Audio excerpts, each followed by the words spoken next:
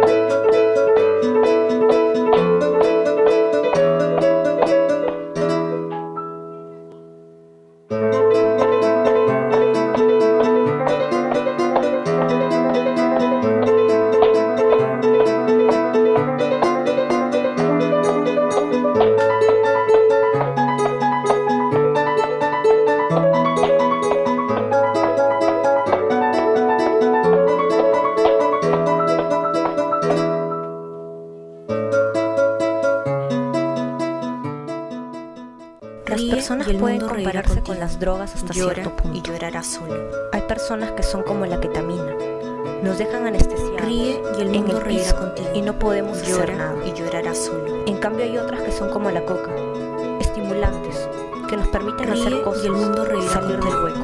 Llora y llorará solo.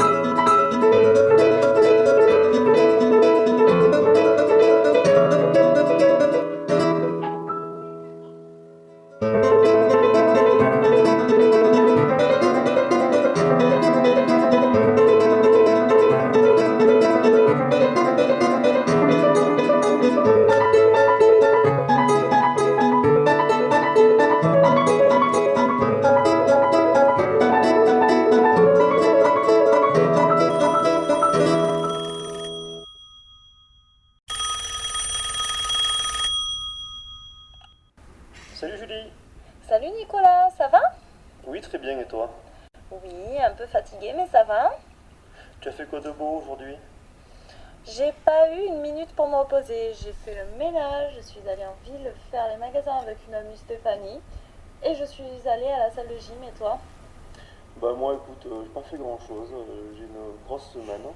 J'ai regardé le match de foot à la télé et j'ai réparé le robot de la cuisine.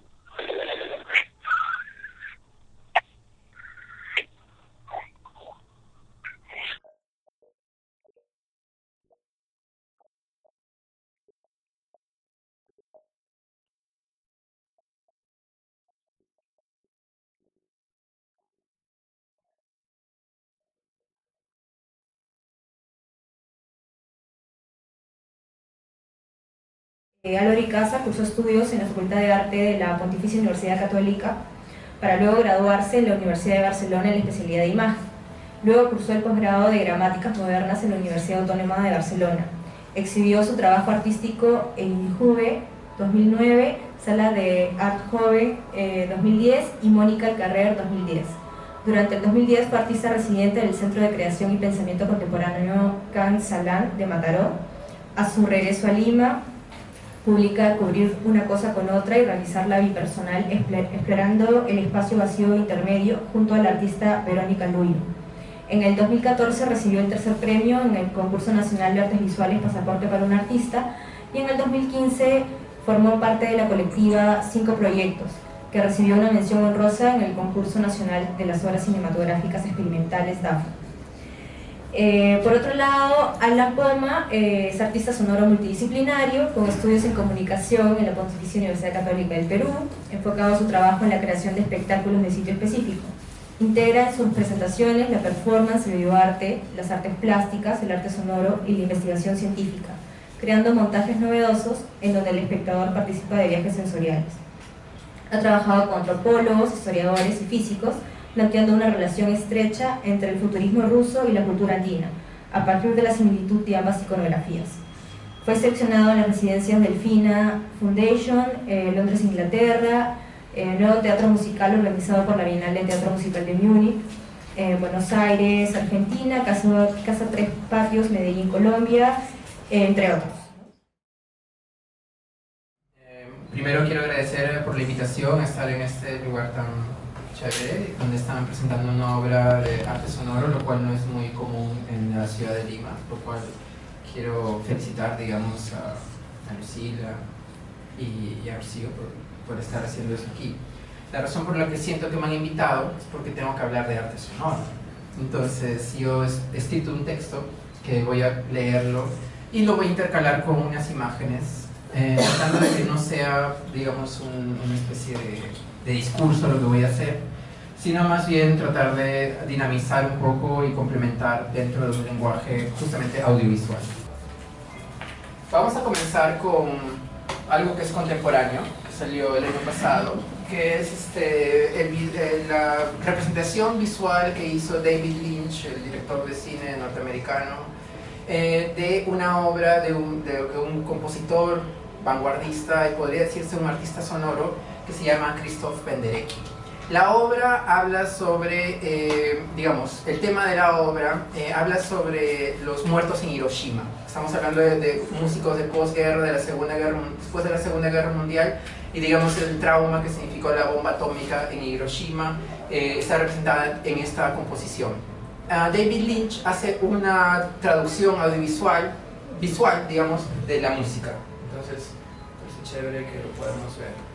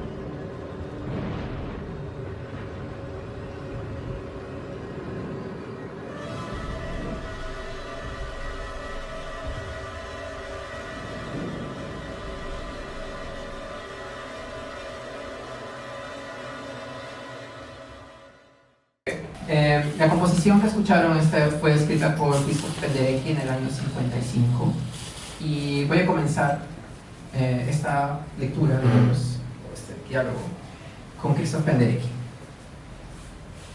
Christoph Penderecki, en una conferencia dada con motivo de su visita en el año 2014 a Lima, un asistente a la charla le preguntó sobre cuál había sido la mejor interpretación de la obra que acabamos de escuchar que él había presenciado. Es decir, si saben de música, digamos, los compositores escriben partituras, se los dan a los músicos y los músicos lo interpretan. ¿Okay? La interpretación, digamos, musical es como en el teatro, tienes un texto, pero tú puedes darle la intención que quieras dependiendo de lo que quieras mostrar. Entonces, esto le habían preguntado, ¿no? ¿Cuál maestro es el lugar donde mejor ha escuchado su obra? A lo que el compositor polaco manifestó que las mejores veces que había escuchado sus composiciones eran aquellas que sonaron en su mente. Esta reflexión sorprendió al público y me hizo notar un hecho peculiar, y es que para Christoph Penderecki parecía considerar que el ejercicio de la escucha no era algo que dependía necesariamente de nuestro sentido auditivo, sino de un ejercicio mental de escucha. ¿Entienden? No es una cuestión que escuchamos con las orejas, sino escuchamos adentro. Pensemos, por ejemplo, en nuestra canción preferida, ¿okay? O en algún tema de moda. Sin ningún inconveniente, esas canciones estarán ahí, en nuestra mente. Si es que seguimos fijos en ellas, puede hasta despertarnos un recuerdo asociado a esa melodía o a esa canción. En ese ejercicio estamos escuchando música, ¿no? Si pensamos, por ejemplo, en un tema de Madonna o de Ozuna, o sea, está en nuestra mente. Cabe decir que desde esta perspectiva podríamos afirmar que la música no es algo que está fuera de nosotros, o sea, no es necesariamente un fenómeno acústico, sino por el contrario se encuentra dentro nuestro.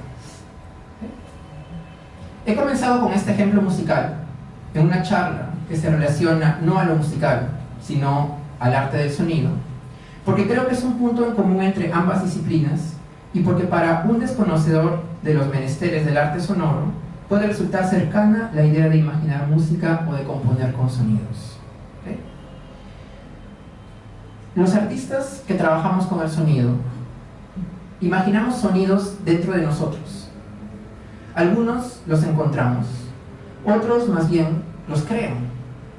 Así como el escultor encuentra su piedra, el artista del sonido tiene que encontrar su sonido y esculpir para que la organización de esos sonidos llegue a decir o a hacer sentir algo. No es mi interés, perdón el gallo. Voy a hablar así, ¿no? No es mi interés hacer un recuento histórico del arte sonoro o de los artistas del sonido, pero citaré al músico y teórico del sonido inglés David Toope, que en su ensayo To Break the Silence of the City, la traducción sería para romper el silencio de la ciudad, dice: el arte sonoro, que él llama audio art, no sound art, es decir, los artistas del sonido o del audio, comenzaron como un rechazo a los valores burgueses y a la nostalgia cultural, un intento de luchar con y desde el sonido y vocalizaciones desde las garras del establishment y sus refugios seguros. ¿Okay? Me parece bacán esto. Creo que esta definición, ¿okay? Voy a leerla nuevamente, ¿okay? El arte del sonido comenzó como un rechazo a los valores burgueses y a la nostalgia cultural, un intento de luchar con sonido y vocalizaciones desde las garras del establishment, es decir, desde las garras del arte, de la institución artística, y sus refugios seguros, la seguridad que te genera las galerías o los museos de arte o todo el sistema cultural artístico. Esta disconformidad, ya sea política, física, metafísica, ha sido manifestada desde hace 100 años con sonidos y organizados prácticamente en todo el mundo. Esa es la tradición occidental del siglo XX del arte sonoro. Dicho esto, creo que adjetivar el arte sonoro como un nuevo medio no tiene mucho sentido. A continuación, esta parte, digamos, esta definición me hizo pensar en de dónde viene uno, es decir, ¿no? O sea, cuáles son tus roots, tus raíces, ¿no? Como artista sonoro. ¿no? ¿Cuál es la actitud? Mis investigaciones, digamos, o digamos mis lecturas, que se puede decir a partir de principios del siglo XX, que es donde comienza, digamos, el arte sonoro, llámase con los futuristas italianos y toda la historia que pueden leer en un libro de Taschen o en, no sé, o en una cátedra de universidad. Estaba en un contexto social, en una actitud que en la actualidad puede resultar un poco chocante para algunos, para mí me resulta fascinante, pero yo más bien que hablar de esta actitud quisiera mostrar un video de alguien que, viendo esta actitud de sus raíces, digamos, hace una película. Estoy hablando de una película que se llama El Mesías Salvaje, que está dedicada es una película hecha por el director inglés Ken Russell en el año 73, en la que narra la historia del escultor y poeta y porticista y vanguardista y loco, exquisito, Gaudí Brescia. ¿Okay? En 1914, que es justamente cuando sale el manifiesto futurista, pero en Inglaterra. Entonces, veamos cuál era la actitud de esos modernistas. ¿Okay? Porque claro, ahora desde acá decimos, sí, eso es arte moderno. Pero bueno, ¿cuál es la actitud de estos modernistas? Esta es una visita que hace Gaudí Brescia junto con su novia, una mujer polaca también, mucho mayor, al lugar donde le dice que voy a ver a mi madre, ¿no? Yesterday, or do you see some clean break along the line of days, stretching back from here to Babylon? Look, you never said the same thing twice. You changed. Yes, I change. When I lie down at night, I lie down as if I'm going to die. When I get up in the morning, I get up as if I'm going to live forever. And you expect me to fling myself into your arms for always? Huh? I know your sort. You'll be off in a week. I will carry my love for you wherever my mind leads me.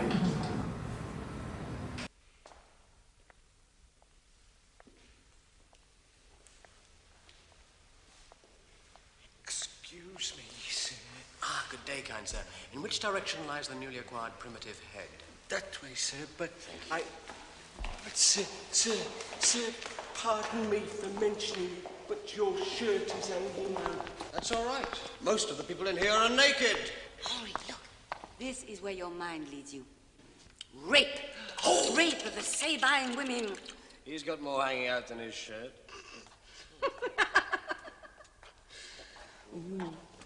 It's more like a waxworks. Hello.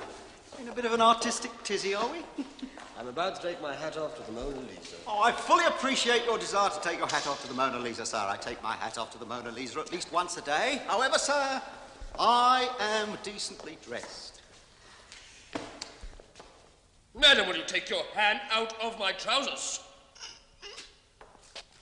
Oh, just one other thing, sir. My God! My brother! This is where it all started! Your voice, sir! And where it'll all end! This is, after all, a museum, sir. And whilst your enthusiasm for these eternal works of the human spirit strikes a chord in my own heart, we don't want to disturb the taxpayers enjoying the benefits of cultural democracy. Do we, sir? Disturbed! Of course they should be disturbed! Shocked into life! This isn't a morgue! Now that, sir, is stone. And very valuable stone, if I may say so. And if we allow one visitor to touch it, then everyone will be wanting to touch it, won't they, sir? Art is alive! Enjoy it! Laugh at it! Love it or hate it! But don't worship it! We're not in church! Hang it on your wall! Wipe your asses on it! But use it! I'm the man who's going to fill this sun tomorrow! Right, sir. Then I'll wait until tomorrow. Overfed pot-bellied! Jumped up! Oh. No good! Never come down! Splaining rat-faced vandal! You have no mother! Your old man came up against a shithouse wall and the sun hatched you out! Boy, we'll come back another day. No, you won't! I'll never set foot in that place again as long as I live! Then I'll keep it pure and air-conditioned for the American tourists! Boy, your real mother turned out a real bitch. A real bitch. Esa era la actitud. Más o menos, ¿entienden? Una actitud de rebeldía, de decirle a la gente, ¿sabes qué? Me llegas. ¿Okay? Tenían una actitud iconoclasta. Eso era. En ese ambiente nació el arte sonoro. Ahora que espero que hayan podido entender algo, digamos, de la tradición del arte sonoro occidental, quisiera volver al inicio de la charla y proponerles que se den un tiempo para escuchar lo que nos rodea. ¿Esto para qué? Para poder imaginarnos que existe una historia paralela de los artistas del sonido, una tradición oculta de la que solo han quedado restos o que han sido analizados desde las ciencias históricas, pero no desde las artes del sonido. El historiador italiano, radicado aquí, Marco Curatolo, hace vislumbrar en su ensayo la oralidad del imperio inca. La conclusión de Curatolo, que digamos está escrito en un lenguaje académico, entonces pues, hay que ahí leer, ¿no? La conclusión de Curatolo es que una huaca, para ser huaca, ¿sí? ¿Saben todos, conocemos qué es una huaca? Las huacas eran considerados, digamos, centros ceremoniales, centros donde la gente iba a preguntarle qué es lo que iba a pasar o qué iba a hacer. Les puedo mostrar si quieren una... Ahora que es... Ah, no, pero lo tengo que... Bueno, luego... Hay una imagen muy interesante hecha por Guamampoma de Ayala en la que se ve al Inca conversando con las huacas, ¿no? Un poco es esta lógica. Entonces, sigo. La conclusión de Curatolo es que la huaca, para ser huaca, tenía que hablar y que esta facultad se materializaba fundamentalmente en sonidos de animales, sonidos musicales o de la naturaleza, como el agua del río que corre, concebidos como un lenguaje extrahumano que solo sacerdotes inspirados al servicio de la divinidad podían llegar a transmitir en forma comprensible a los fieles. Nuestros antepasados, y esto es una conclusión mía, no de Curatolo, necesitaban saber o escuchar ellos mismos que su deidad les estaba hablando. Es decir, nuestros antepasados, ¿no? Si es que algunos tenemos, creo que todos tenemos alguna raíz por ahí, no era una lógica de ver para creer como es en el mundo occidental, sino hay que escuchar para creer.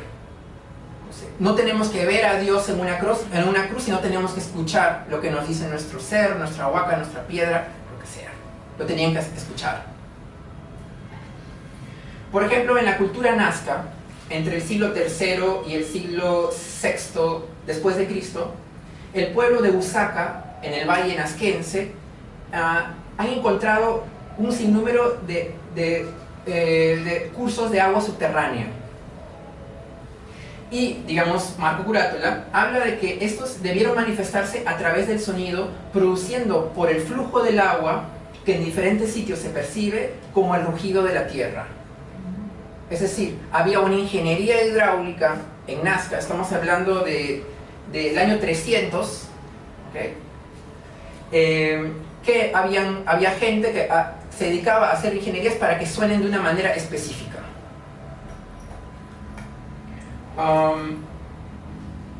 Voy a poner ahora un video para que, digamos, esto es lo que hablo, son palabras, como la canción, ¿no? Palabras. Ok, y voy a poner un video de los huacos que imitan sonidos. Folk sound.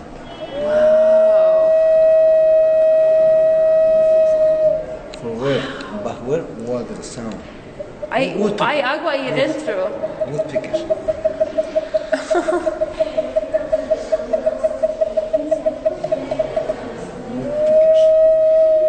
Wow. ¿Y el agua pasa por ahí? ¿Ya vinieron por allá? Sí. Allá está. Es ornitomorph distant battle. En su célebre libro, el historiador Daniel Sterhoff, eso fue un libro editado hace 4 años, dice que los sonidos de las botellas silbadoras se caracterizan por tonos diferenciales de baja frecuencia. Determina un notable acercamiento de la sensibilidad auditiva. Puede provocar alucinaciones visivas, así como la percepción de voces humanas o de animales. Cabe esto, hablaba de esta historia secreta, digamos, del arte sonoro, porque yo me pongo a pensar, obviamente, más que todo el arte sonoro, de los artistas del sonido, porque el arte sonoro, digamos, es el producto artístico, ¿no? Como que, ¿qué cosa eres? Un artista del sonido. Ah, sí, pero ¿qué cosa eres? Un artista sonoro. Oh, ok, ya. Tienes una cosa seria. Pero digamos, estos artistas del sonido, ¿no? De esa época, ¿no? Se podía considerar que eran artistas del sonido. Es decir, una persona educada tenía que haber construido estas cosas, o una persona con una tradición, digamos, para poder haber encontrado durante más o menos 400 años una serie de instrumentos sonoros. A continuación les voy a leer primero y luego les voy a mostrar, porque digamos el otro ejemplo, digamos, clásico dentro de la acústica, o de lo que se podría llamar arqueoacústica dentro de la arqueología, relacionado obviamente con el sonido, es Chavín de Huántar. Es por eso que es interesante ver que Chavín, digamos, conocida como la cultura matriz, es decir, como la cultura más antigua, ¿no? De donde salen todas estas cosas, utilizaban el sonido. Para el templo de Chavín de Huántar son un gran enigma aún los innumerables acueductos y caídas de agua que existían en el lugar, creando mediante un sistema de compuertas un efecto acústico que se asemejaba al ruido de un felino. Se trataría de un mecanismo de generación acústica similar al mantra, con la finalidad de inducir diferentes estados de la mente, tal vez estimulados con la ingestión de cactus como el San Pedro, que es muy abundante en la zona. Se han encontrado restos, por ejemplo, de Muyo spondylus, y en la iconografía el cactus del San Pedro y las semillas de la planta huilca aparecen en la iconografía Chavín. A continuación voy a mostrar un video turístico de el rugido del jaguar. Pueden ver. 7, por este lado hay 7, son total 14. Lo que vemos allá son ventanillas para sacar el agua de la lluvia de la parte de la cima del templo. Cuando hablamos de notas musicales, ¿cuántos hay? 7 notas musicales. Y la zampolla tiene 14. Es igual como la zampolla lo que vemos. Y observen los hoyos. Cada hoyo tiene diferente altura. Y por debajo está pasando canal hidráulico. En el año de 1968 había llegado aquí a hacer investigación el arqueólogo peruano Luis Guillermo Lumbreras. En esa investigación del año 1968, el arqueólogo Luis Guillermo Lumbreras había encontrado el inicio del canal hidráulico en la parte alta de la quebrada Huachixa. Ahí cambió toda la hipótesis. Ahí dijo este arqueólogo: los canales hidráulicos no solo han servido para sacar el agua de la lluvia, sino también para dominar a los peregrinos, para atemorizar a los peregrinos. Nos explica. Dice, cuando hacían ceremonia en la plaza cuadrangular, estos grandes sabios, en esa fecha muchos peregrinos llegaban acá, y en esa fecha de ceremonia esos peregrinos caminaban por ese pasaje, ida y vuelta, ida y vuelta. En esa fecha de ceremonia, el sabio de Chavín tenía que botar agua del río Huachixa.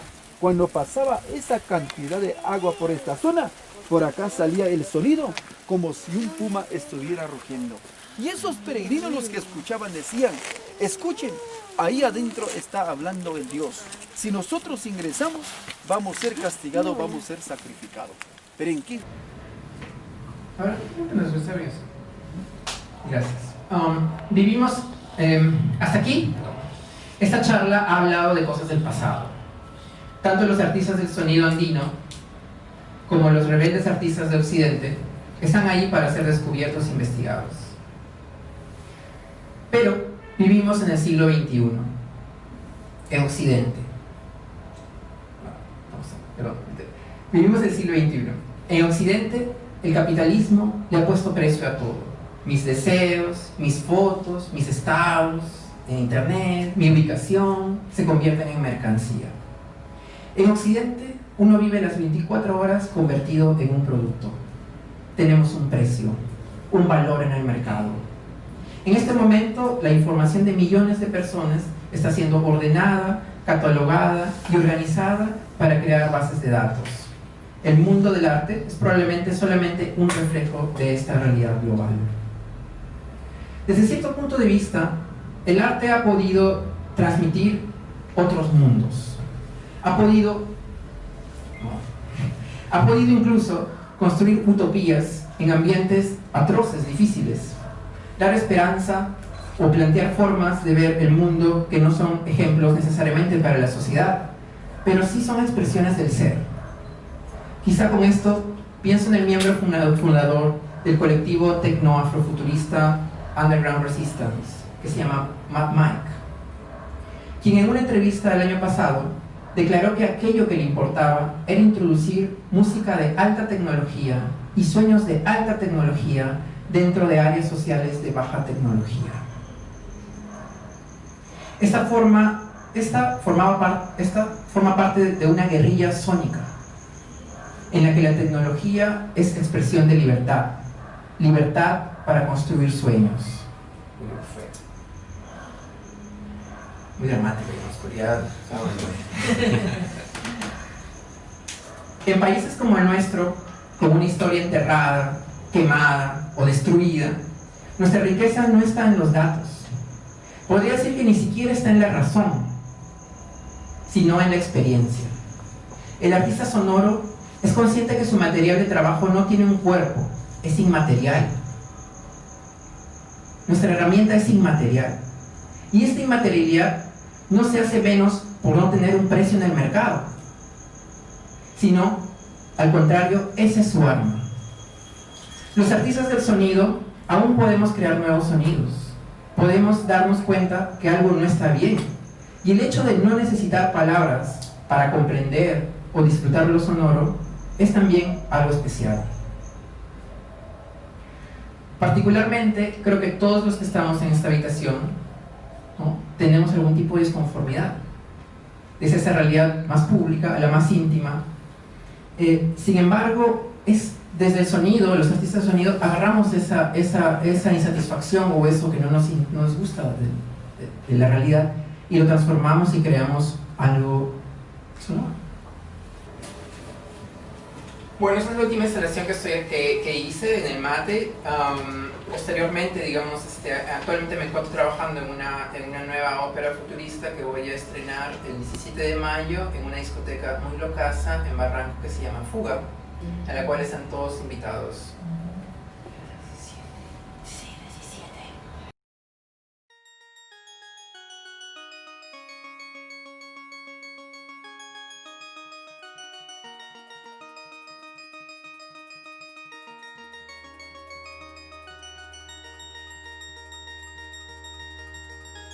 La experiencia en Delfina fue una experiencia maravillosa, ya que ellos tuvieron la sapiencia de contactarme con artistas, curadores, investigadores que nutrieron mi investigación alrededor de la obra de Wyndham Lewis.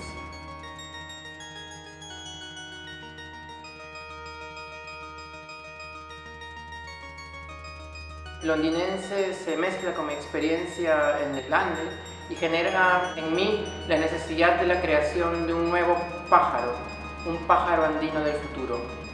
Enemigo de las estrellas es la creación del ecosistema del pájaro andino del futuro. Estamos presentando una serie de videos que fueron grabados en Cusco en enero del 2017. Y desde ahí pudimos tener la posibilidad de grabar con un dron la laguna de Urcos, las ruinas preincaicas de Piquillacta y también ir a Sacsayhuamán y tener unas tomas cenitales de todos estos espacios.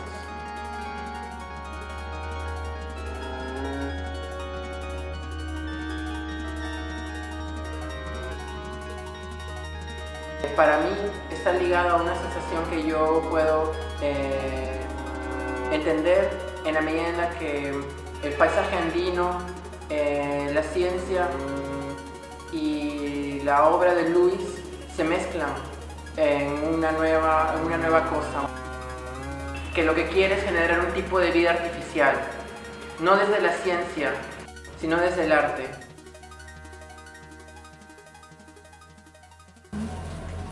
Bueno, muchas gracias. Eso fue todo. Vengo realizando arte sonoro o arte relacionado con el sonido necesariamente, pero hay una parte importante de mi producción que se puede englobar dentro de esa categoría, y gran parte de ese trabajo que he realizado ha sido en conjunto con Verónica Luyo Torres, que se encuentra acá. Hice una selección pensando desde en qué momento empiezo a trabajar con sonido. Creo que muchas veces he incorporado sonido en mi trabajo, pero nunca ha sido como algo necesariamente esencial, o por lo menos no en los primeros momentos en los cuales estuve trabajando con él. En el 2010, me parece, trabajo con dos colegas portugueses, son músicos. Ellos iban a realizar un concierto y me invitan para que trabaje realizando los visuales de su concierto. Entonces me invitan a participar de sus ensayos para que entienda un poco de qué iba su trabajo. Yo no tenía experiencia trabajando, en este caso, con visuales en vivo para conciertos, etc. Me enseñaron un par de programas y me la pasé un mes con ellos en la sala de ensayo, jugando y descargándome videos y experimentando. Yo no estaba produciendo sonido en ese momento, pero estaba viendo la manera de relacionar las imágenes que yo estaba reciclando con el sonido que ellos estaban produciendo. Este es un fragmento del resultado. Es en Barcelona, yo viví en Barcelona bastantes años. Es ahí donde conozco a estos dos amigos.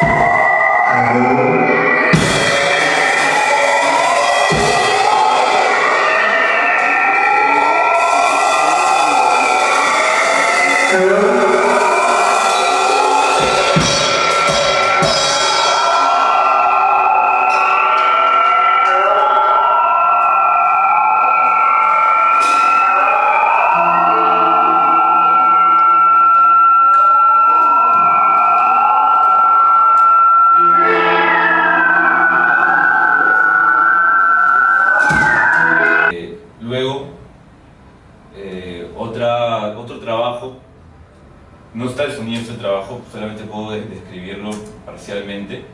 Es parte de un laboratorio en el que participo, en la Galería U, en el que participo junto con otros artistas. Se realizan una serie de instrucciones, esas instrucciones se intercambian y cada artista o cada uno de los que recibe esa instrucción tiene que realizarla. A mí me toca una instrucción en la cual se me pide que realice una acción en la cual consistía en ir a eventos artísticos sociales artísticos y de alguna manera relacionarme con la gente que asistía y tomarme fotos como las que salen en Somos, en Sociales, etc. Y yo en verdad no tenía muchas ganas de hacer esto, entonces estaba viendo la manera de no hacerlo, de convertirlo en otra cosa y pasar de eso y no hacer lo que se me pedía. Entonces revisé varias veces las instrucciones, pensé diferentes opciones de cómo interpretarlas de otra manera, hasta que me di cuenta que había que del punto 3 se pasaban al punto 5, entonces faltaba el punto 4. Entonces me agarré de eso, para hacer otra cosa. Entonces el trabajo consistía en intentar averiguar qué era lo que había pasado entre el punto 3 y el punto 5. Entonces me puse a escanear justo solo el fragmento entre el punto 3 y el punto 5 de acá, todo ese punto blanco, porque me imaginaba o me inventaba que quizás ahí había quedado un tipo de rastro de esto que la persona que hizo las instrucciones había querido indicar o que se había arrepentido y que había borrado. Entonces, bueno, lo que presenté fue un video en que se ve un paneo obsesivo por esa zona del texto, y pasé ese video a un procesador de audio y se tradujo en un ruido blanco. En verdad era un chiste un poco para saltarme las instrucciones. En el año 2014, me parece, Verónica Luyo y yo nos metemos a un taller de micrófonos artesanales dictado por Rolando Apolo. Nos enseñan a soldar piezoeléctricos, a cables micrófono, amplificadores, cosas bien básicas, bastante elementales. Y bueno, nos quedamos con esa experiencia, el micrófono táctil, ¿qué se puede hacer con eso?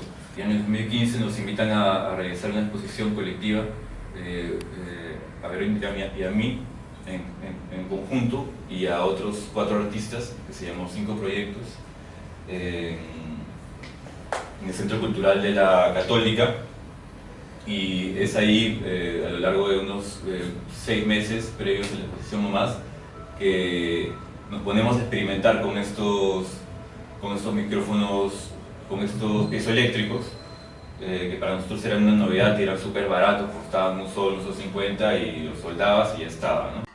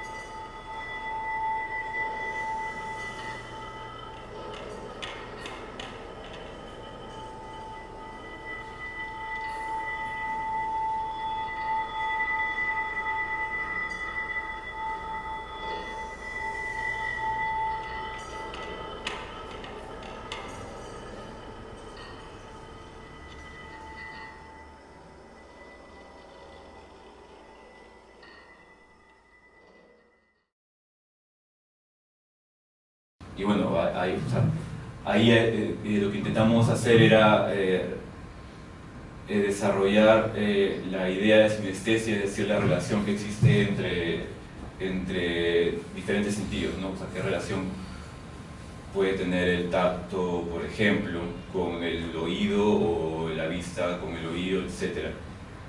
O sea, la condición de alguien que tiene sinestesia es que realmente esta persona puede ver los sonidos, o por ejemplo en otros casos puedes oler los colores, o etcétera, ¿no? Lo que nosotros hicimos fue que construimos este sistema que estaba hecho en base a piezoeléctricos, motores y cables de cobre.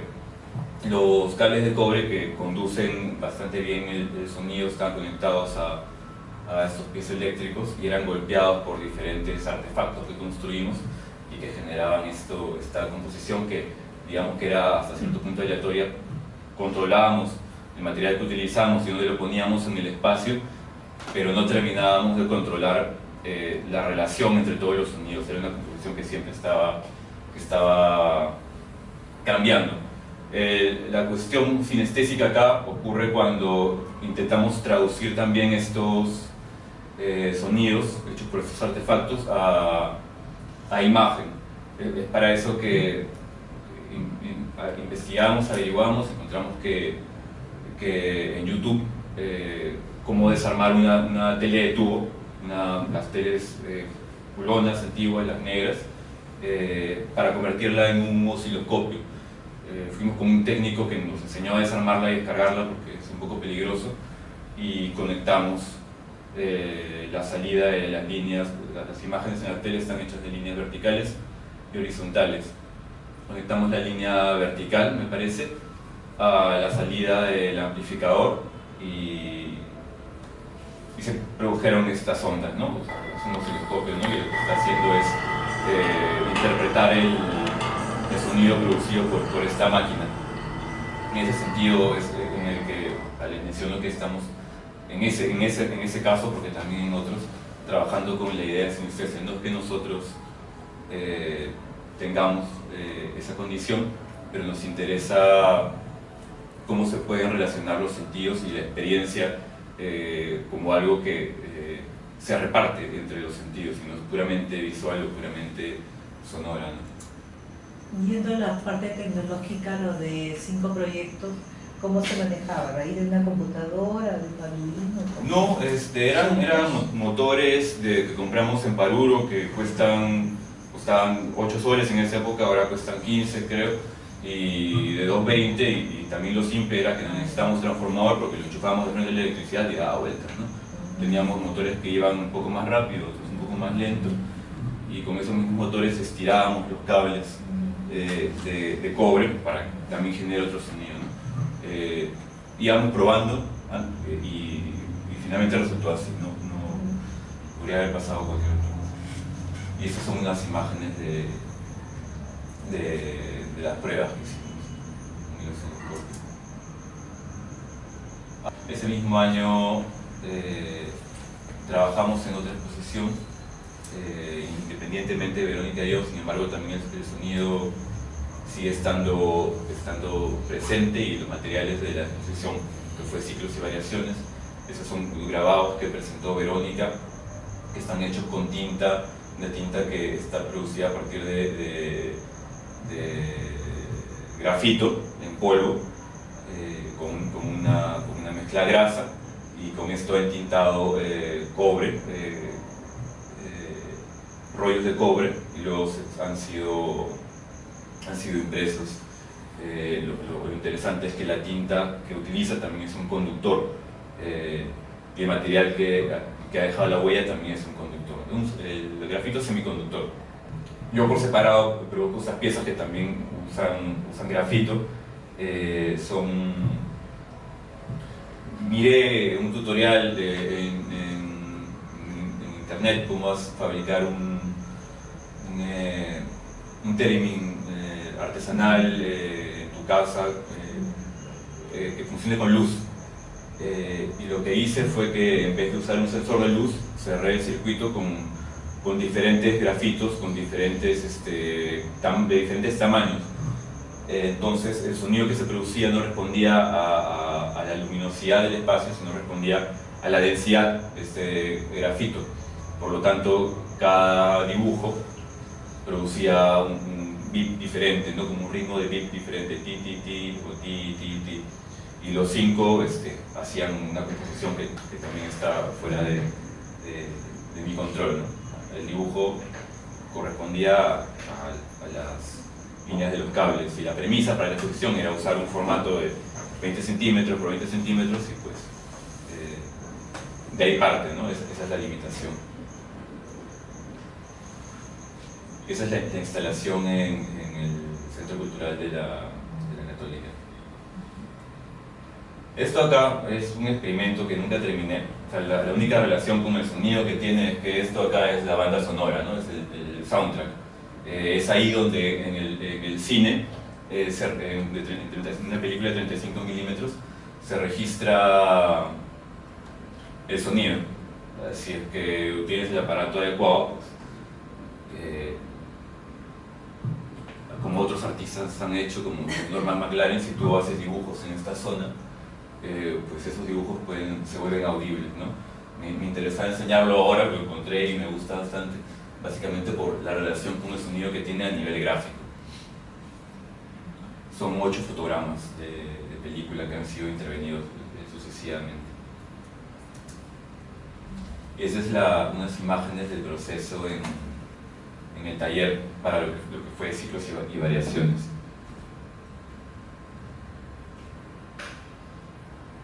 Esta es otra, esta se llama Transmisiones, también la realicé con Verónica en el MAC, en el Museo de Arte Contemporáneo. La muestra se llamó Hacer la audición, que fue curada por Luis Alvarado. Y la pieza fue hecha particularmente para esa exposición. Estas dos columnas, por un lado están cubiertas de triple y por el otro están cubiertas de una lámina de acero. Detrás de las columnas en cada una hay 3 parlantes que están pegados a la lámina de acero. Acá adentro hay un ventilador y un trozo de papel aluminio que está pegado a un micrófono y al agitarse pues produce una vibración que es perceptible por la vibración que ocurre, por el sonido y por la vibración sobre la superficie de acero. Por lo tanto, la pieza también es táctil en ese sentido, es tanto sonora, visual como táctil, ya que era posible tocar la superficie y sentir este sonido que estaba produciendo. No lo tengo registrado, no lo tengo acá, era bastante básico.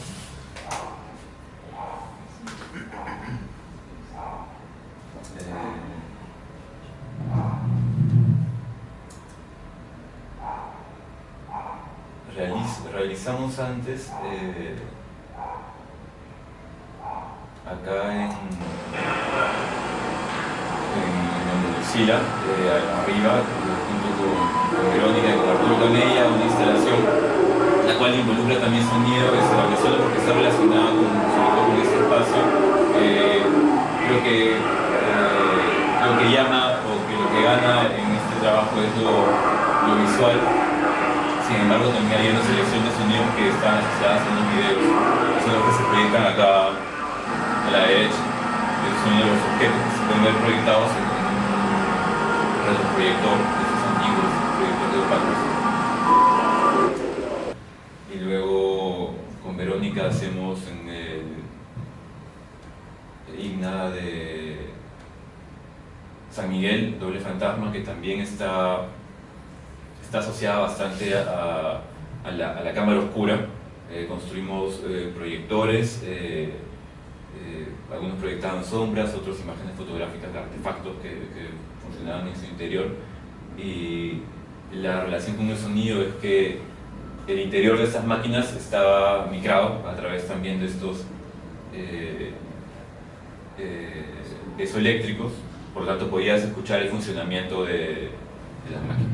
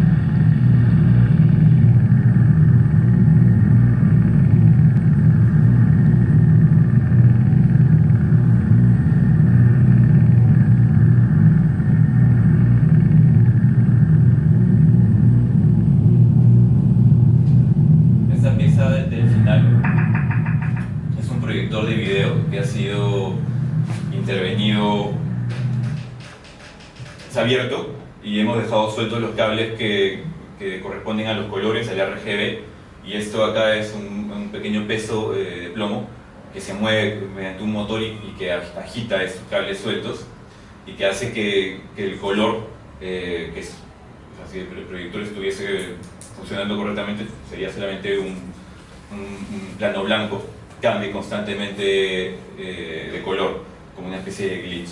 Delante hay un sensor también, como los primeros que vieron, que eran estos Telemins artesanales sensibles a la luz, hechos en casa. Delante de la proyección y con un ampli para abajo, y eso es lo que producía este sonido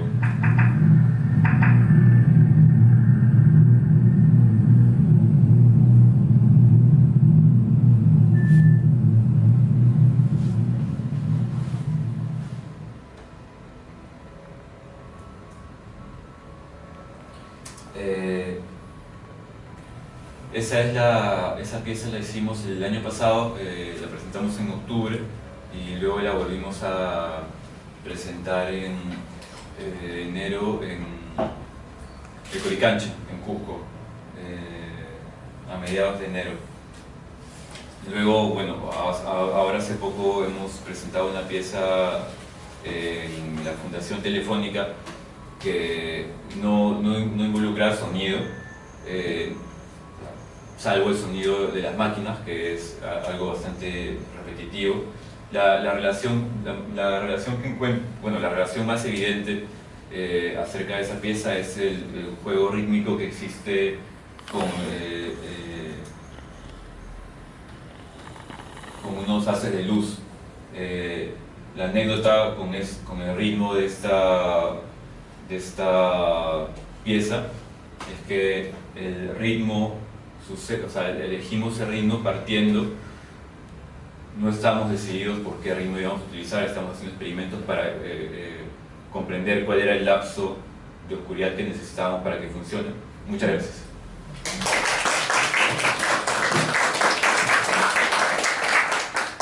¿Alguien quiere hacer alguna pregunta? ¿O participar, algún comentario? Quería saber qué programas usaba Alan. ¿Programas para qué? O sea, vi que, por ejemplo, en la instalación del Pájaro del Futuro sonaba una música. Ajá. Y me doy cuenta, o sea, asumo por lo que escucho que es uno de esos programas que te dejan como que, para la redundancia, programar, como patrones y empezar a moverte esos patrones. Quería saber cuál era el programa. Ok. Yo todos los trabajos que he hecho los he comenzado a partir del sonido. Muchos de ellos he grabado sonidos y luego los he llevado a mi casa, a mi computadora, y los he procesado en diferentes programas. Esto que escucharon lo hice con FL Studio, que es un... Sí. Y ahora estoy trabajando con Machine, que es otro programa. Pero hay una situación en los programas, y es que quizá más para el productor, cuando tú te das cuenta qué programa está usando, es como que un poco falta. Porque, digamos, desde mi visión, ¿no? Es como que más bien es tratar de cada programa o cada instrumento que utilices en un programa tiene un sonido predeterminado. La mayoría de personas trabajan con sonidos predeterminados, que digamos hay gente que ha trabajado para sacar ese sonido. Pero creo que uno puede utilizar cualquier tipo de programa para procesar esos sonidos y transformarlos en una capa sonora que sea la que tú necesitas para tu obra. Te podría decirte que trabajo con Audacity, ahí edito audios, pero sí, esos programas utilizo, sí, trato de mezclar, digamos, sonidos grabados con sonidos creados en la computadora, sí, eso. O sea, si pudieran hacer algún comentario sobre la obra de esto que está arriba de Rocío. He sido testigo del proceso de elaboración del trabajo y creo que viene desde bastante atrás. Yo fui profesor de Rocío en la Escuela de Bellas Artes en el 2016, todo el año, y vi bastante de la transformación de su trabajo. Ella se fue a España a fin de ese año, y es ahí cuando regresa y comenzamos a hablar y veo ese interés en ella por trabajar con sonido, y creo que es algo que, por lo que entiendo, por lo que he hablado con ella, que estaba recuperando, algo con lo que había trabajado antes, que le interesaba, pero que había dejado de lado durante bastante tiempo. Parte de la exposición, sé que el video, particularmente, es algo que ella empezó a trabajar en Barcelona, y es un recorrido que ella hace como creando una cartografía personal, pero lo que ha hecho es vincularlo a este trabajo que ha hecho con las cajas de sonido, donde eso es algo nuevo porque ella presentó este trabajo para terminar la carrera. En este caso has incorporado sonidos nuevos, ¿verdad? Así es. Los cuales se reproducen cada vez y siempre son distintos. O sea, la relación que se establece entre cada uno siempre es distinta, porque lo que pasa es que tú pones play en los 4 al mismo tiempo, pero no es realmente al mismo tiempo. Entonces ese loop se descompasa cada ciclo, y entonces la composición cada vez que todo se repite es otra cosa. Es lo que estoy intentando procesar tu trabajo. Bueno, ¿ya qué más puedo decir? ¿Has hecho un análisis? ¿Deberías escribir sobre eso? Tengo unas notas. Pero tu opinión de todo. A mí me parece genial, pero el hecho de poder trabajar a partir del sonido, que no es algo que mucha gente haga acá. Y tratar de, no sé, de hacer que los asistentes más bien tengan una predisposición a la escucha, que te genera un tiempo, una percepción del tiempo diferente a la que tenemos en el día a día. Eso es algo que me parece bacán. Luego, creo que es como el interés, como hay esta cosa como de poder, digamos, entender el sonido y ver como la traducción visual. Y eso no lo logro entender, pero lo que sí me gusta es que haya esa intención de poder, digamos, expandir nuestra percepción. Eso es lo que más me gusta, la expansión de la percepción. ¿Tú, Diego? Sí. Bueno, tengo una pregunta para Alan. En base a la creación de las texturas sonoras que utilizas, no sé, por ejemplo, en la obra que mencionaste en el mate sobre Ava, el futurista. ¿Cómo comienza toda esta célula creativa de la recolección? No sé, has mencionado grabaciones de campo, creo. ¿Cómo empieza la célula creativa de todo el proceso conceptual, sonoro que tienes? O sea, ¿cómo escoges cuál es el proceso que utilizas para escoger las grabaciones, para ir a tal lugar? ¿O cómo compones las texturas sonoras en base a qué? Como digo, todo comienza con el sonido, pero trato de no partir de un concepto, es decir, como ahora, digamos, el pájaro tiene futuro, que es un concepto, sino más bien, cuando hago todo esto, llego a eso, ¿no? Se me descubre esta cosa. Yo, digamos, ahora que estoy leyendo Churata, que se los recomiendo a todos, él habla mucho de la raíz, digamos, de lo genésico, en un ecosistema sonoro, no sé, un paisaje, ¿no? Un ecosistema auditivo en donde no tenemos tantas interrupciones de aviones que pasan, carros, tráfico, gritos, la novia que te grita o no sé. Bueno, hace tiempo no me gritan. Es bueno como escucharte a ti. Y yo me he ido a Cusco especialmente para escucharme. Y a partir de escucharme he podido escuchar mejor las demás cosas. Y cuando he escuchado las demás cosas he dicho, bueno, estos sonidos ya están, ¿no? ¿Para qué voy a tratar de imitarlos? ¿No? Soy un imitador. No, yo cómo creo esos nuevos sonidos regresando a la casa. ¿Entiendes? Los sonidos los sonidos, como la música, digamos, hacen de que tu imaginación vuele. Si tú estás en una noche oscura en tu casa, solo, y escuchas el sonido de las gotas que caen, tu mente va a generar una imagen de eso. Va a decir, ah, sí, es esas, o está cayendo porque hay una gotera y no he llamado a no sé quién para que lo arregle. ¿Okay? Pero cuando no puedes ubicar el sonido que tú escuchas, sientes un poco de temor, porque no tienes un correlato visual de eso. ¿Okay? Eso es lo interesante, porque la imagen se crea en la mente. O sea, estás haciendo, para hablar un poco aquí, la mía escuché que estudio ciencias de la comunicación, ¿no? Como para hablar un poco de McLuhan, digamos, cuanto más información des, menos estás diciendo.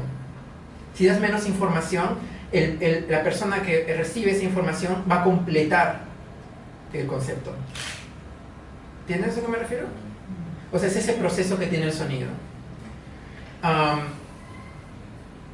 digamos, utiliza todo ese tipo de percepciones, de sensaciones, y te puede llevar a lugares muy profundos. Pero tienes que saber hasta qué punto ir, porque si no puedes ser absorbido por el water. Entonces tienes que saber bien, mantenerte lejos de meterte al desagüe, ¿entiendes? Porque el desagüe está en todos lados, está debajo de nosotros. Disculpa si es un poco metafórico, ¿no? me brota la poesía. ¿Puedo hacer una pregunta más? Sí, claro. Sí. Tengo una pregunta para Álvaro. ¿Cómo trabajas el tema de la apropiación del espacio en cuanto a, por ejemplo, vas a hacer una de estas obras en una galería? O sea, me doy cuenta que, por ejemplo, mostraste una foto en tu casa, ¿no? De este proyecto que habías hecho y más el video que está en la galería. O sea, ¿cómo ves todo este tema de apropiarte del lugar y trasladar la obra de un espacio a otro sin dañarla? La idea no es como mantenerla como el proyecto, da igual si se daña, ¿no? O sea, la idea es que pueda transformarse cuando pase de un lugar a otro, ¿no? El espacio del taller lo que tiene es que es de una manera y es el espacio que tenemos que ceñirnos a las paredes que hay y eso nos limita y también un poco que le da forma a lo que estamos construyendo.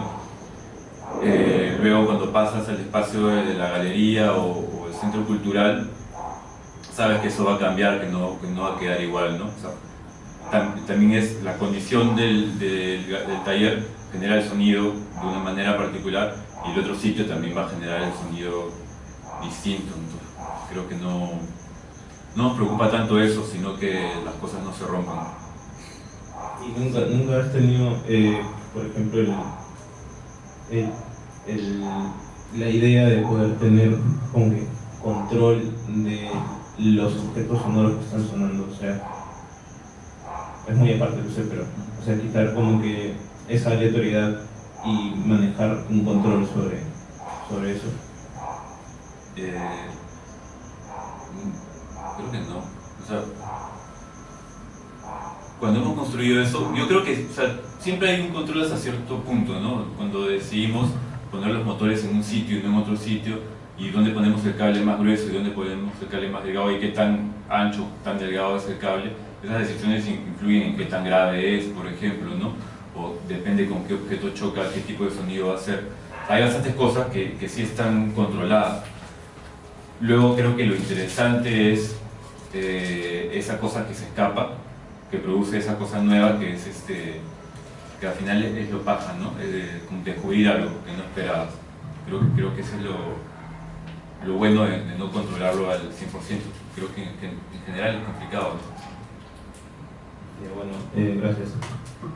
Yo quería terminar diciendo algo porque me quedo pensando, pero hay una cosa importante, digamos, cuando uno trabaja en un espacio sonoro o digamos una galería o un espacio, y es la retroalimentación del sonido, no en la cuestión física, es decir, ¿no? Sino digamos cómo puedes cargar tú un espacio de sonido. ¿Okay? O sea, si haces diferentes tipos de experimentos con diferentes tipos de frecuencias en un espacio, tienes eso, digamos, la acusmática que hablaban. Y ese tipo de experimentos es importante hacerlos in situ, porque cada espacio es diferente, ¿no? Cada espacio tiene propiedades diferentes. Cuando veía tu trabajo, o el nombre, ¿no? El doble fantasma, sentía también que es como que puedes juntar esa otra dimensión. O sea, sentía que había una dimensión visual, una dimensión sonora que escapaba un poco, no sé, algo especial. Pero creo que los sonidos están ahí, son como fantasmas, están ahí, ¿no? Y tú tienes que saber cómo escucharlos. ¿Sí? Te doy un ejemplo, un amigo con una cosa ya más física, ¿no? Pero un amigo, es un artista sonoro argentino, su trabajo era ir a las iglesias y grabar el sonido de las iglesias cuando no había gente. Entonces yo lo acompañé a las iglesias en Buenos Aires, de aquí también donde vine. Y lo espectacular era cuando tenía y no había nadie en la iglesia y tú tenías la grabadora y veías los niveles, tú veías que estaba arriba, estaba sonando igual. Inclusive en el silencio, o sea, hay sonidos, pero tienes que estar con así como el viento, tienes que escuchar.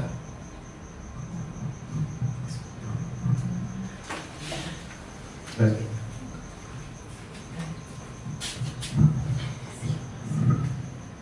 ¿Alguien más quiere hacer un comentario?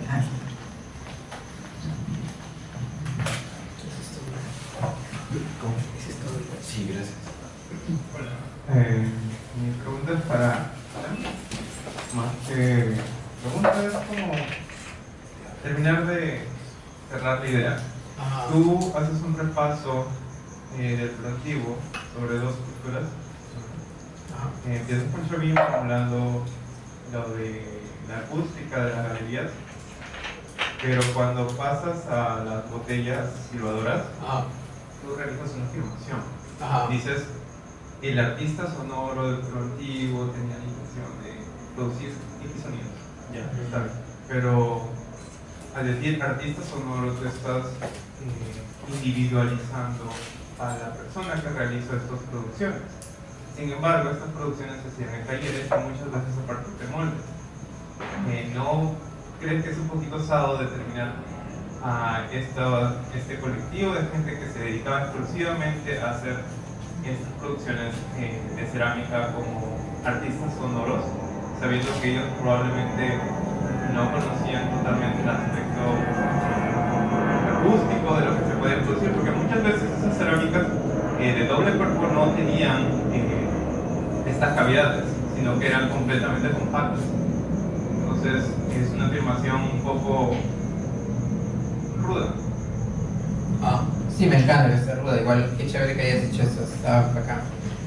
Sí comprendo lo que dices, es decir, la categoría de arte, digamos, la palabra como arte es una invención no tan antigua, ¿no? Digamos, yo no creo que alguien que no pertenezca a la cultura occidental se considere a sí mismo artista, pero digamos desde nuestra lectura podemos tenerla si queremos. No obstante, o sea, no creo que el hecho de tener un taller, ¿no? Porque digamos, o sea, no sé, los artistas aquí también tienen un taller y yo tengo un montón de gente trabajando yo por ejemplo trabajo con 12 o 15 personas y hacemos como un taller y yo creo que cada uno es un artista y yo no creo que se hayan hecho cosas en serie. Estoy pensando ya en los conflictos que hay aquí, ¿no? Entre el arte y artesanía y ese tipo de cosas. Y la verdad es que no me interesa entrar en eso porque me parece no sé, como una pérdida de tiempo, sino más bien en el hecho de encontrar que hay una tradición de sonido y que había gente que estaba preparada, por más de que estuviera en talleres, porque en los talleres hay maestros, y que sabía cómo hacer para que las cosas sonaran de una determinada manera. No creo que haya sido algo aleatorio. Si den el micrófono para que pueda responder. Pero sí me parece que, o sea, concuerdo contigo de que es osado y decir de que esos tipos eran artistas, ¿no? Porque la verdad es que no había un mercado de arte, sino estaban dentro de un contexto ritual, en donde justamente en lo ritual no hay una representación, sino que lo ritual es. No es que estás viendo la representación de Dios, sino que estás viendo o escuchando a Dios. ¿Entiendes? La gente que estaba ahí no estaba diciendo, alguien está ahí haciendo como si fuera un puma, no, creía totalmente en que eso era.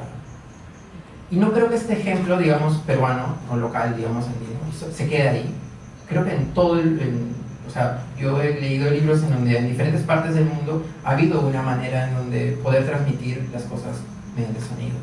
Un poco la afirmación la hice pensando, digamos, en el texto, pensando en algo que dijo un crítico que sigo mucho, que se llama Mark Fisher, en donde decía de que ¿por qué teníamos que ver de que por qué teníamos que pensar que los inicios del arte sonoro, que los padres del arte sonoro tenían que ser unos fascistas italianos?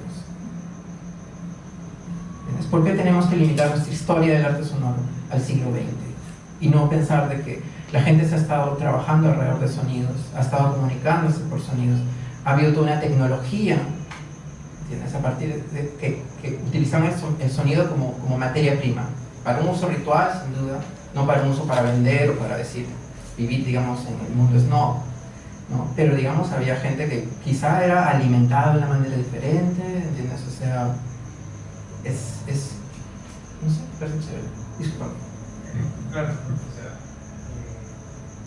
nosotros al decir que existe este ser que sería el maestro de taller, estamos afirmando que ya existía todo un pensamiento atrás, sabemos que eran dirigidos por cierta élite, pero el ejemplo que tú pusiste del video, todo el mundo creo que lo ha visto,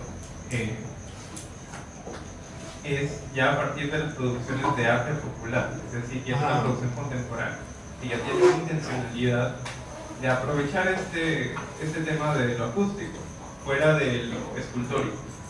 Entonces, ya la intención tampoco es cuál estamos haciendo. Pero de verdad es que eso me parece genial, porque yo no creo que tenga sentido, digamos, en el siglo XXI hacer una acústica ritual, a menos de que pertenezcas a algún culto o lo que sea, ¿no? Pero en el siglo XXI todo es el mercado.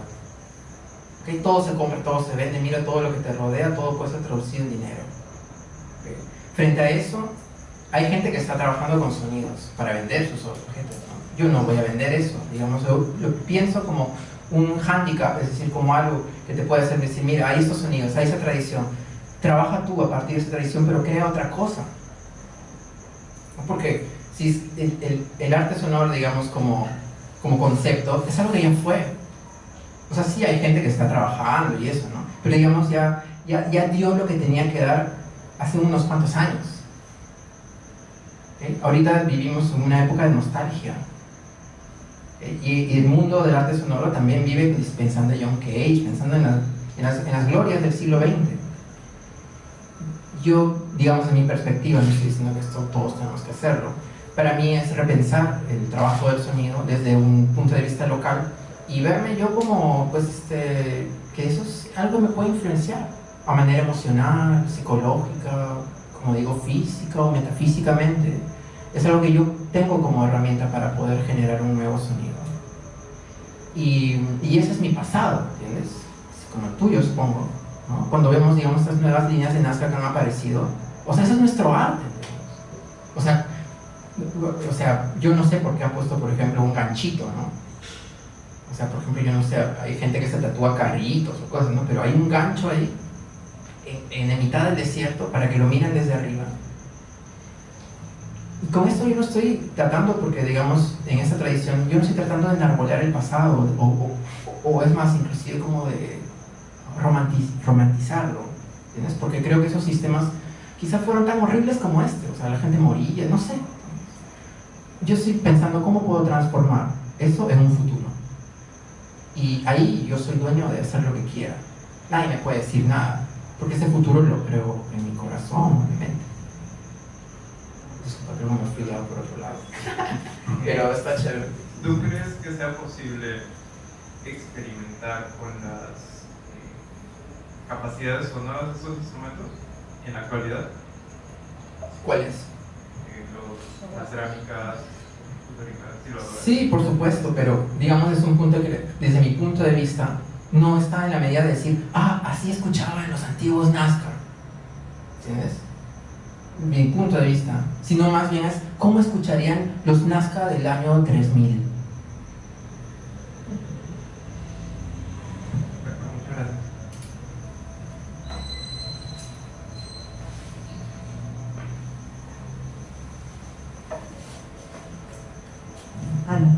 ¿Alguien más quiere intervenir? Yo quería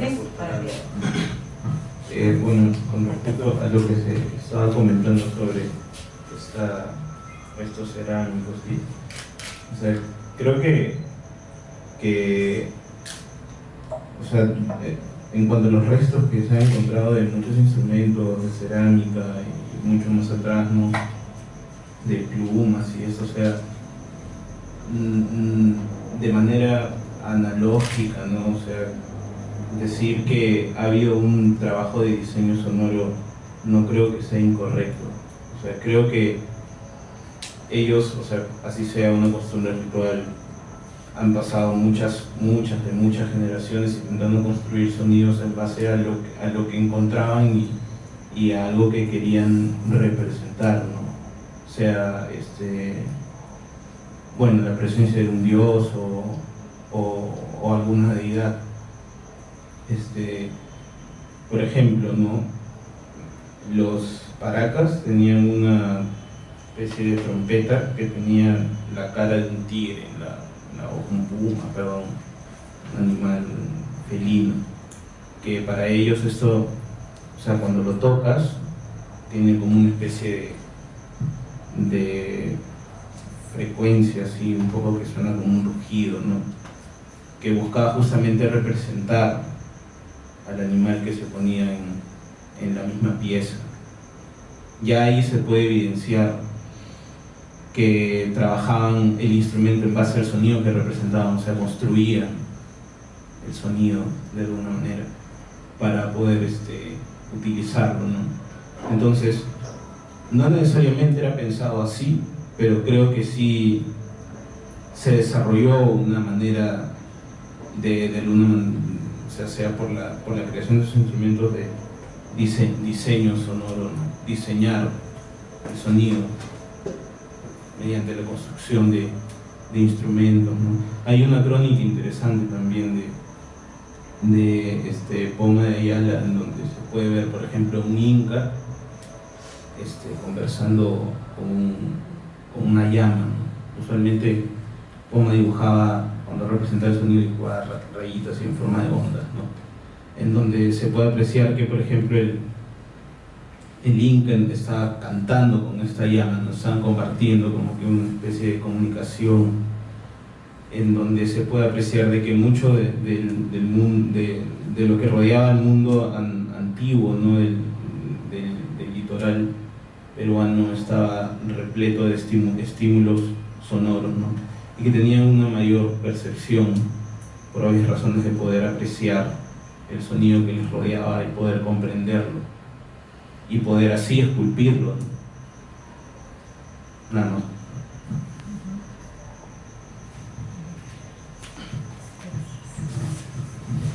¿Alguien más quiere hacer algún comentario o una pregunta?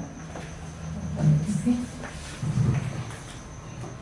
Sí, en algún momento, como la persona que habló aquí detrás, cuando habló Alan acerca de la parte del arte y esto, a mí, claro, me hizo ruido un poco el hecho de la palabra arte, ¿no? Porque uno siempre lo liga a la parte occidental del concepto de arte, ¿no?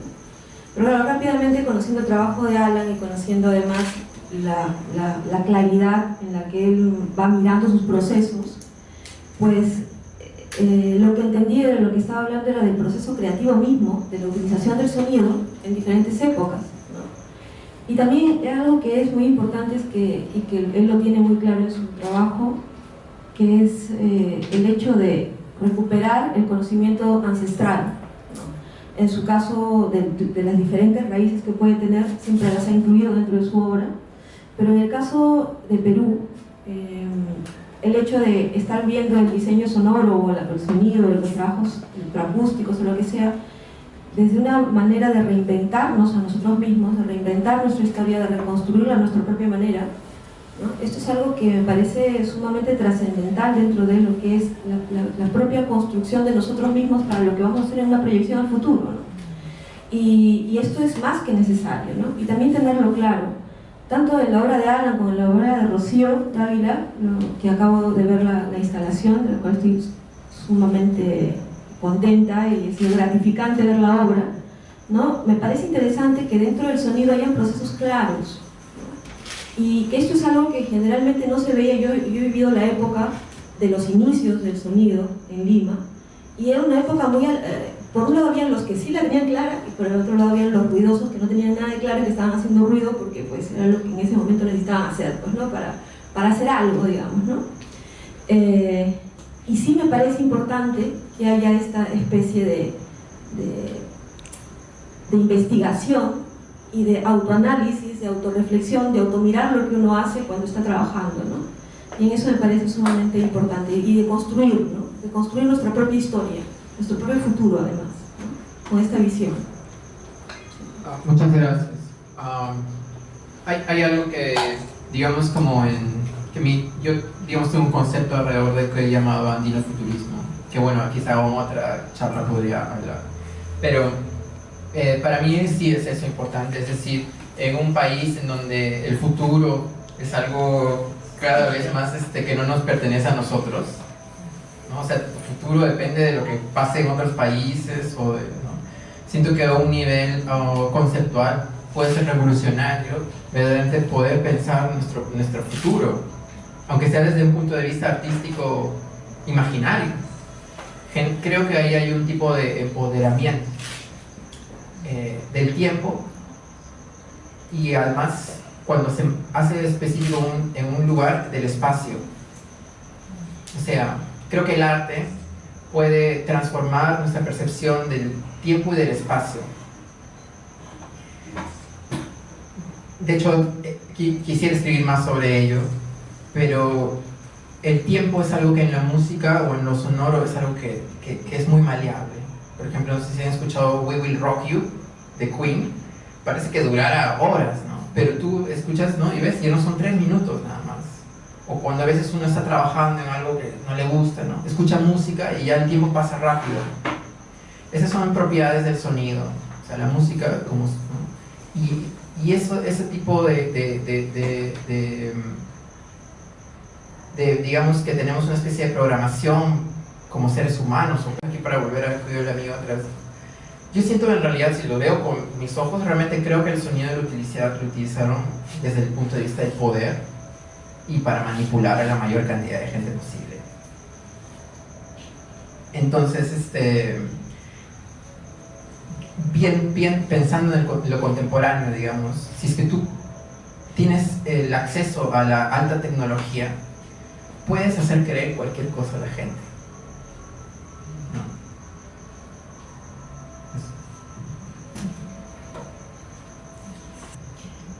Agradecemos muchísimo la presencia de todos y muchas gracias a todos.